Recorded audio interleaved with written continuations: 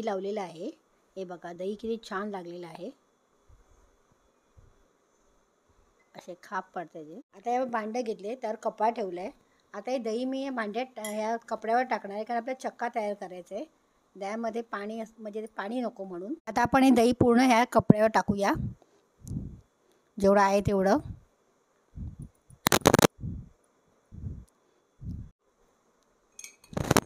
कपडा घेतलेला आहे. आता कपड्याची पुरसोंडी बांधूया.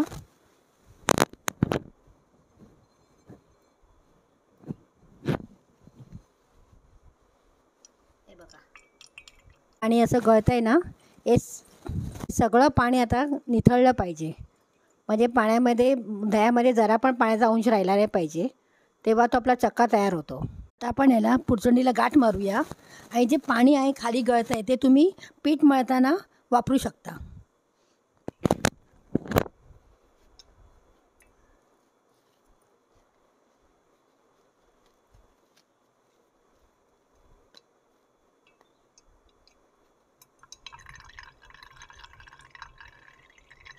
आता आपण चक्का तयार करते बघा.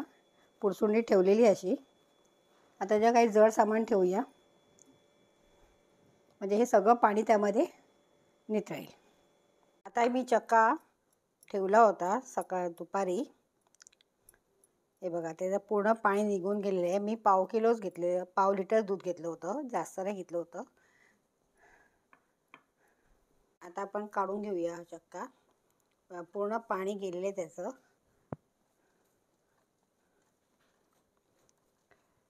हे बघा पूर्ण चक्काचं पाणी कमी झालेलं आहे. आता ह्यास काय टाकूया, साखर टाकूया.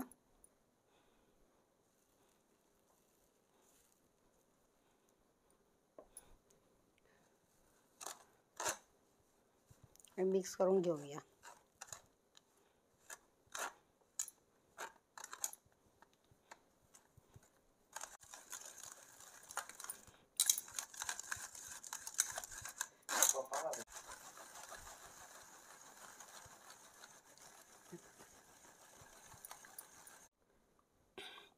हे बघ आपलं आता हे काढून घेऊया आपण.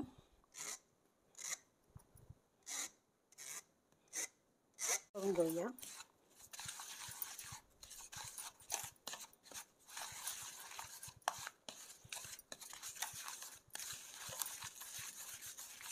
मध्ये का घेतलं त्याचं कारण क्रीमी स्ट्रक्चर येण्यासाठी, कारण आपला चक्का हे द्यायचा होता आणि म्हणून मी क्रीमी स्ट्रक्चर येण्यासाठी. हे बघा किती छान आले.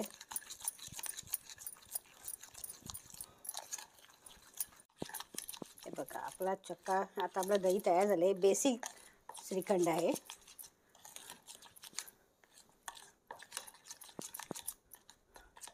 हे बघा खाली पण येत नाही, म्हणजे व्यवस्थित झालेलं आहे.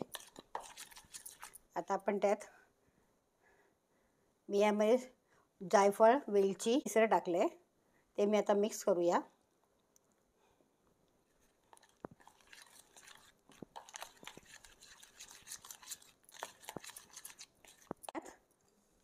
ड्रायफ्रूट्स टाकूया. यात मी बदाम, काजू आणि पिस्ता हे मी वरती लावण्यासाठी ठेवलेत.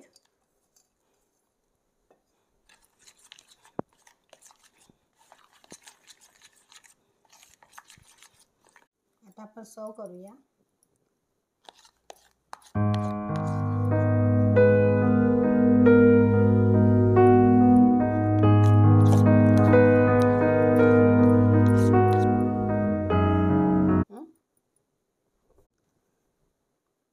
आता आपण सर्व करूया पिस्त्यानी.